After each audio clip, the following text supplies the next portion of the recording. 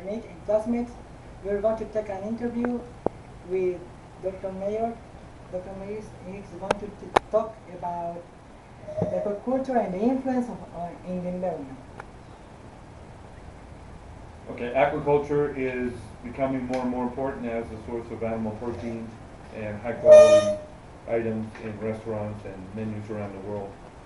Aquaculture production is based on being friendly with the environment because aquaculturists do not want to harm the environment, they want to work with the environment.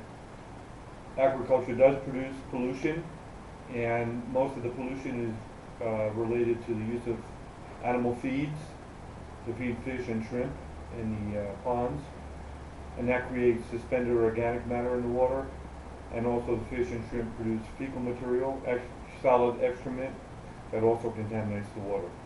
So those are two of the main problems that we have, all of it related to the use of feed in fattening up shrimp and fish in aquaculture. What do you think about the people that think that the aquaculture is affect the environment? Well, I mean, aquaculture does affect the environment. What we want to try to do is limit the effect and do everything we can to minimize any important impact on the local environment. Any human activity that involves water will have some kind of contaminating effect on the water. So what we try to do in whatever it is, whether it be aquaculture or vegetable production, fruit crops, other types of animals, I try to minimize the impact on the environment. Can you tell us some solutions? Sure, we need to develop feeds that are more stable in the water so they don't lose nutrients to the water as quickly as they do now. We need to be sure that animals, all the feed that we offer to our animals, fish and shrimp, is consumed efficiently and rapidly by the animals we're culturing.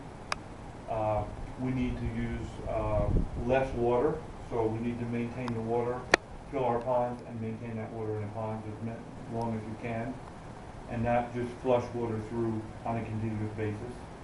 I think there's going to be more criticism of aquaculture in the future if we continue to use systems that are based on the use of large volumes of water. And a lot of the production today is based on the use of large volumes of water. So we need to get away from that. And I think another solution is to use recirculating aquaculture systems.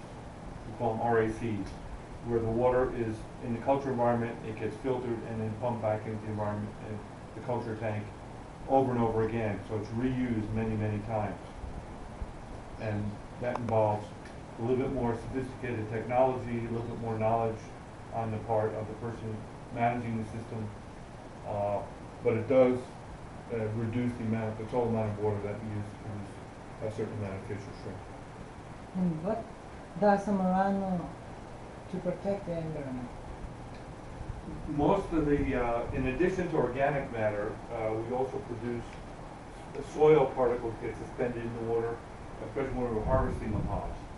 So that's basically muddy water that's being flushed out of the pond when it's drained down into what we call receiving waters. What in our case would be that water would move down into the Monte Redondo Lake in Zamorano.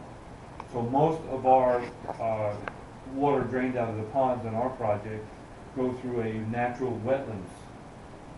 In other words, it goes through natural vegetation, surface vegetation, and that vegetation tends to eliminate a lot of the sediment that the water contains. So we try to reduce the environmental impact by running the water over natural vegetation to retain some of the solids that it contains.